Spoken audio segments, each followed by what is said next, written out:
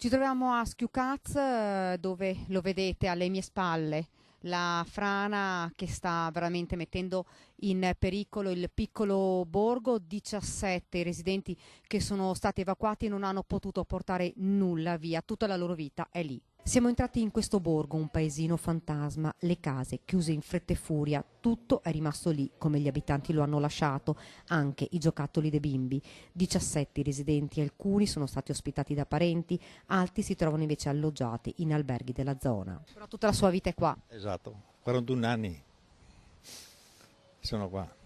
e purtroppo è veramente a rischio ora, dicono. Quella che è più a rischio in pratica, la mia e l'azienda del mulino là.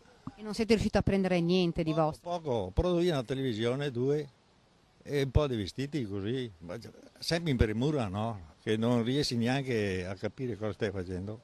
Non possiamo fare altro che aspettare, spiega il sindaco Umberto Soccal. La parte peggiore, abbiamo visto, è proprio in mezzo. Sì, la parte peggiore in questo momento è dietro a quello che è conosciuto da tutti come il mulino, che è quella casa più grande che c'è all'inizio della frazione ed è sicuramente quella più a rischio, perlomeno in funzione delle conoscenze che ci sono ad oggi.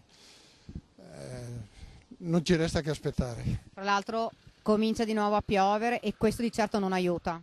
Certo, il fine settimana è messo brutto, anche la regione con i suoi messaggi ci ha fatto capire che pioverà intensamente. Non possiamo che aspettare, in questo momento non abbiamo alternative che aspettare. Intanto il primo cittadino ha predisposto controlli 24 ore su 24 contro gli sciacalli. Qui ci dice c'è gente che ha vissuto tutta la sua vita. Lì c'è gente che ci vive da 70 anni e che quindi è la loro vita, la loro casa, il loro modo di essere qui in questo luogo. È chiaro che trovarsi fuori di casa nel giro di mezz'ora senza poter recuperare niente non è sicuramente semplice.